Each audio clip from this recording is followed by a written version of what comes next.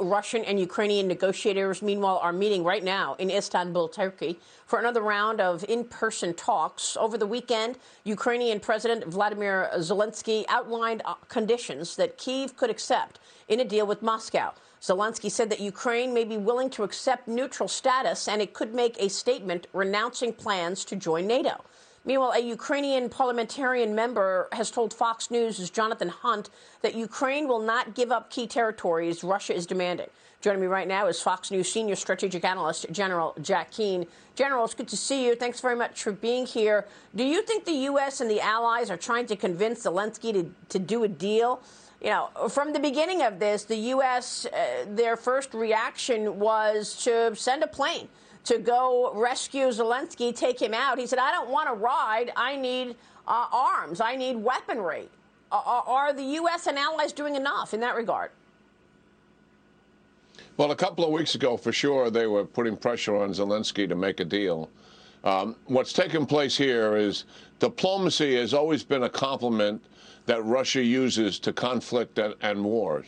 And they started the diplomatic effort early on, largely for their audience at home, to let the audience know that despite the fact they're at war or they're in a conflict operation, they're looking for peace. Now, what's different about these negotiations, as you know, negotiations have been going on for a number of weeks on the Belarus-Ukraine border. What's different about these is there's a third party involved. President Erdogan will be there to certainly arbitrate the differences and see if something positive can come out of it. I'm not optimistic yet because I think Russia intends to grind this out and get a more favorable outcome than what they have right now. Clearly, Russia has not been able to accomplish any of their objectives in the month that's taken place here.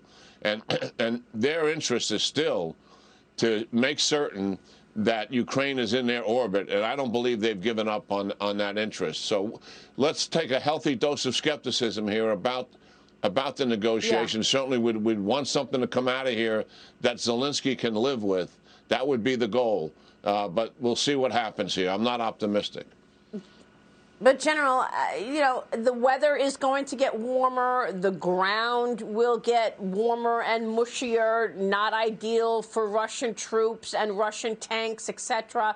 You say that there is a path for Ukraine to win, right? You have said that Ukraine can win, but they need the right tools to do so. What are your thoughts on how long this could go on? Over the weekend on Sunday Morning Futures, I spoke with the Klitschko brothers, the mayor of Kyiv and his brother, and they basically said, look, we don't know how long this is going to go on. This will go on as long as the West continues to trade with Russia, but we feel that this is going on a lot longer than people expect. How do you see it? Well, I do think it's going to go on for weeks and months for sure. We have a stalemate right now, unexpectedly so, and Russia was not able to take over the country and collapse the regime. And obviously that's a very good thing. It's led to an incredible amount of human suffering as well. But my take on it is Zelensky's asking for help. He clearly hasn't lost, and he believes he still has an opportunity to win. And that being the case, in my judgment, we should be all in. Now, are the odds stacked against him? Yeah, certainly. I mean, he would have to generate sufficient combat power, not just to stop the Russians from the territory they're trying to take, but to drive the Russians out of Ukraine. And that would require a major counteroffensive, not limited counterattacks, but a major offensive. Does he have the combat power to generate that? And he's asking for all the help he can get, and that's where I think we should be as a mindset. Give him all the help that he can possibly get, and be determined about it. But yes, I think we're in for a long haul here. But we're not, right? He wanted the MiGs. He wanted the jets so that they could have air cover, and the administration said no. So we're not giving them everything they need and can use to win this, right? Yeah, well, he's still waiting for the S-300s now for a couple of weeks, and I don't know what the United States is doing in terms of getting those air defense systems out of the former Soviet states that have them. I know they want to have a backfill from the United States in kind, so they're protected. But we have to have a sense of urgency to get this done. and also the anti-ship missiles. They're going to bring those ships back in there into the Black Sea, and they're going to be very vulnerable, and certainly that capability is needed. And all the others just have to, we have to make certain that the adequate supplies are there, because we were looking at something that would last a couple of weeks at best. Now we're over a month, and we have to sustain the supply line. Listen, the Ukrainians have the skill, Maria, and they have the will. And what we need to give them is the resources to help them do this. Yeah, and when people like yourself and others have been saying this now for a month, and yet we're not seeing the movement that we need to see. But, General, I got to get your take on the president's massive $5.8 trillion budget. In it, he is calling for an increase in defense spending to help counter China and Russia. The White House seeking $813 billion for military spending in fiscal year 2023. That is 4% increase from the $782 billion for this fiscal year. General, we've talked a lot about the readiness of our military and the fact that China has a larger Navy than we do and that we need updating. What are your thoughts on a 4% increase in defense spending? And I just point out that inflation is running at 8%. We're talking about 4% defense spending increase. Your thoughts?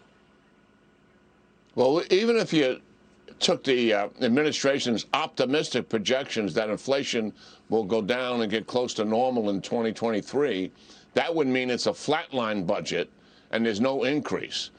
But the truth is, likely inflation will still be up there, and so therefore it's a decrease. And we have huge problems here. We're trying to dig ourselves out of a hole in the Indo-Pacific region where the Chinese military outguns us and outmans us, and we have to have additional capability there. The amount of resources that are being applied to that region, in my judgment, are inadequate.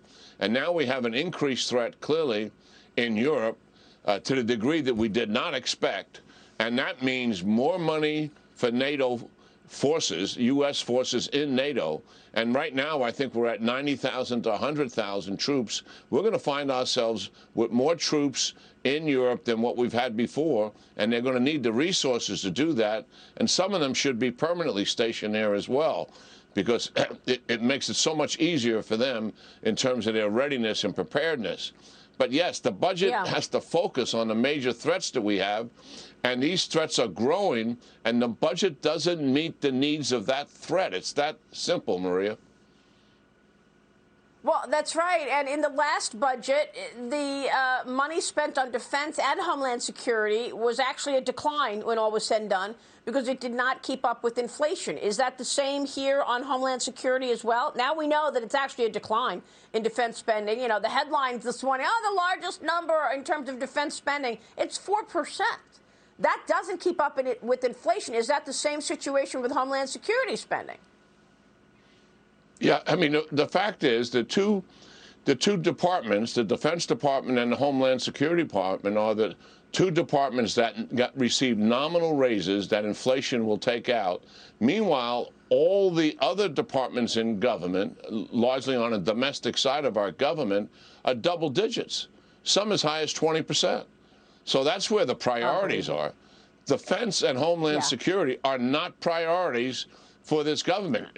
You look and follow the money. Where's the percentage of increase? And that's where it is. It's on the domestic side. Meanwhile, the threats we're facing at our border, obviously, and also overseas with China and Russia and Iran are very significant. The budget doesn't reflect the significance of those threats. Yeah, General, thanks for laying it all out. That's absolutely right. And we so appreciate you this morning. Thank you, sir.